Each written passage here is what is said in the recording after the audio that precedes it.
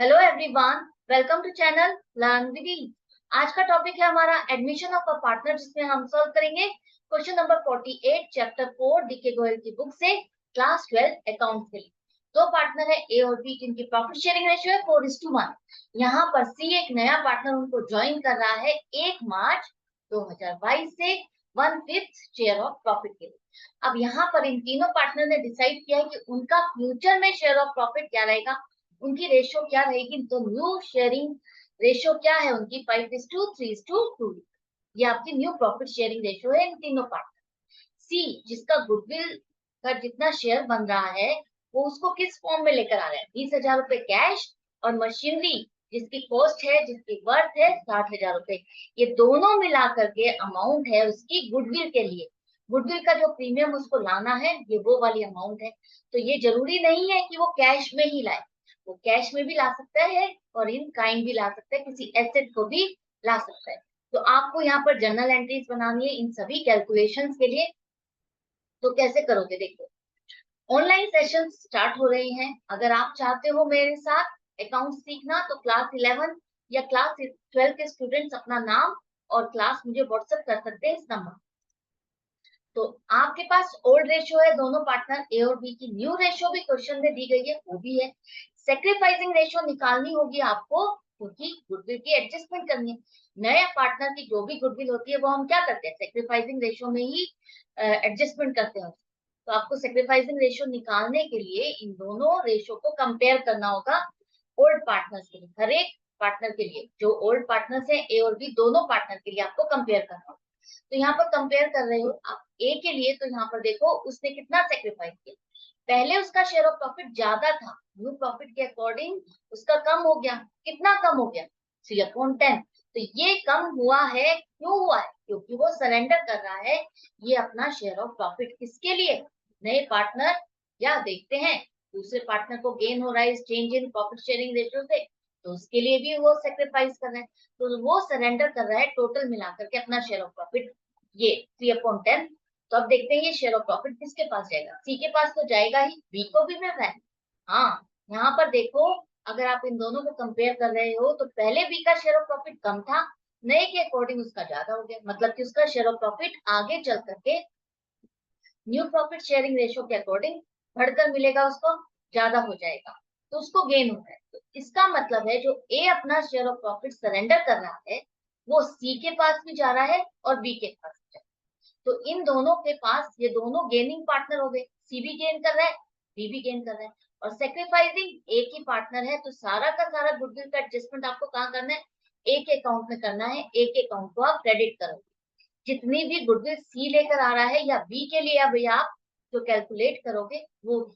तो क्या आएगी आपकी गुडविल का, देखो, सी का शेयर ऑफ गुडविल 80,000 है, जैसा कि मैंने आपको बताया, 20,000 प्लस 60,000, दोनों ही अमाउंट को किसके लिए ला रहा है, अपनी गुडविल के शेयर के लिए। कैपिटल के बारे में नहीं लिखा, या ये गुडविल के बारे में, गुडविल ही लेकर आ रहा है। तो टोटल गुडविल उसकी 80,000 रुपए है, जिसका जो कि कितने के इक्वलेंट है, 1/5 शेयर। आप या तो इसको इस रेशियो के अकॉर्डिंग ले लो, 2/10 बनेगा। 2/10 को भी अगर आप रिड्यूस करते हो तो क्या बनेगा, 1/5, या आप डायरेक्टली यहाँ से भी ले सकते हो 1/5। तो मैंने आपको दोनों तरह से समझाने के लिए दो क्वेश्चन में इस तरह से लिया है, दो क्वेश्चन में उस तरह से लिया है, ताकि आप दोनों तरह से लो, आपको कंफ्यूजन ना हो कि हम क्या कर रहे हैं। न्यू रेशियो में भी क्या है, रेशियो, न्यू रेशियो भी उसका शेयर ऑफ प्रॉफिट ही तो बता रहा है, और ये भी उसका शेयर ऑफ प्रॉफिट है आगे चल करके, उसको जो शेयर ऑफ प्रॉफिट मिलना है। तो आप ये भी ले सकते हो और ये भी ले सकते हो, दोनों में से कोई भी लो। आप इसको रिड्यूस करते हो तो वो भी यही बनेगा। तो 1/5 शेयर ऑफ गुडविल के लिए अमाउंट उसको कितनी पे करनी पड़ती है, 80,000 रुपये। तो इसका मतलब टोटल गुडविल फर्म की कितनी होगी, अगर 1/5 गुडविल अगर वो ले रहा है और उसकी पेमेंट उसको 80,000 करनी पड़ रही है, तो टोटल गुडविल कितनी होगी, 80,000 को आप 5 से मल्टीप्लाई कर दो, 5 से। मैंने अभी आपको लास्ट क्वेश्चन में समझाया था, आप ये मान के चलो एक कोई पूरी चीज है, उसके 5 हिस्से किए गए, एक हिस्से की वैल्यू 80,000 है, तो सभी पांचों की वैल्यू कितनी हो जाएगी, 80,000 मल्टीप्लाइड बाय 5 करोगे तो आपके पास आ जाएगी 4 लाख। या आप इसको इस तरह से भी कर सकते हो, 80,000 डिवाइडेड बाय दिस फ्रैक्शन। तो आपको क्या करना है, मल्टीप्लाई 10/2 करना है, और अमाउंट आएगी 4 लाख। तो 4 लाख टोटल गुडविल है फर्म की। अब यहाँ पर बी जिसने शेयर ऑफ प्रॉफिट गेन किया है न्यू प्रॉफिट शेयरिंग रेशियो के अकॉर्डिंग, इसका मतलब है कि उसने ए से अपना ये नया गेन खरीदा है, ये शेयर ऑफ प्रॉफिट खरीदा है, इसने बेचा है, इसने खरीदा है, तो इसको भी तो कंपनसेट करना ही पड़ेगा, चाहे ये ओल्ड पार्टनर है तो इसको भी। अगर इसको गुडविल में नुकसान हो रहा है, शेयर ऑफ प्रॉफिट में नुकसान हो रहा है, तो ये इसका नुकसान कौन भरपाई करेगा? जिसके पास इसका गेन जा रहा है। तो इसके पास अगर गेन आ रहा है तो ये इसको कंपनसेट करेगा। कितनी अमाउंट? वो अमाउंट निकालनी है आपको 4 लाख की 1/10। कितनी बनेगी? 1/10 शेयर मिल रहा है, तो 1/10 ही इसका निकालोगे तो 1/10 आएगा आपका 40,000। तो 40,000 रुपए का share of profit, share of goodwill वो खरीद रहा है, बी खरीद रहा है और ए बेच रहा है। इसी तरह से सी ने अपना 1/5 शेयर ऑफ प्रॉफिट ए से खरीदा है जिसकी वैल्यू 80,000 है। यहाँ तक क्लियर हो गया? अब देखते हैं एंट्री क्या बनेगी। एंट्री आपको क्या करनी है? कैश लेकर आ रहा है, डेबिट करो। कैश अगर फर्म में आ रहा है 20,000। मशीनरी कोई एसेट आ रही है तो वो भी आप डेबिट करोगे। 60,000 रुपए की है तो 60,000 रुपए। ये दोनों किसके लिए है? गुडविल के लिए है, कैपिटल के लिए नहीं। तो आप उसे प्रीमियम और गुडविल अकाउंट 80,000 से क्रेडिट करो।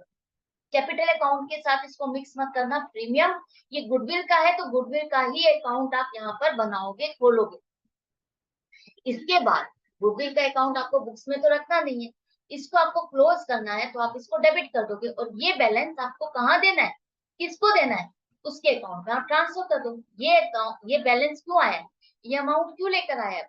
डायरेक्टली आप देखो तो ये अमाउंट वो ए के लिए लेकर आया, तो ये अमाउंट हम यहाँ से इस अकाउंट को डेबिट करके इस अकाउंट को क्लोज कर देंगे और इसका बैलेंस यहाँ ए के पास ट्रांसफर हो जाएगा, क्रेडिट हो जाएगा 80,000 रुपए। ये 80,000 आपको क्लियर हो गए? अब जो 40,000 बी की गुडविल है उसको लानी थी, वो नहीं ला रहा, तो हम क्या करेंगे? पुराना ओल्ड पार्टनर है, ओल्ड पार्टनर है तो हम क्या करेंगे? गुडविल का शेयर जो उसको लाना है, जो उसको लाना था, कंपनसेट करना था, जिसने उसके लिए सेक्रीफाइस किया है, उतनी अमाउंट के लिए हम उसके कैपिटल अकाउंट को डेबिट करते हैं। कैपिटल अकाउंट को, करेंट अकाउंट को नहीं। करेंट अकाउंट सिर्फ न्यू पार्टनर के केस में होता है, ओल्ड पार्टनर के केस में आप नहीं लोगे। ओल्ड पार्टनर का आपको क्रेडिट या डेबिट जो भी करना है वो कैपिटल अकाउंट के होगा। तो यहाँ पर ये 40,000 भी ए ने ही सेक्रीफाइस किया है।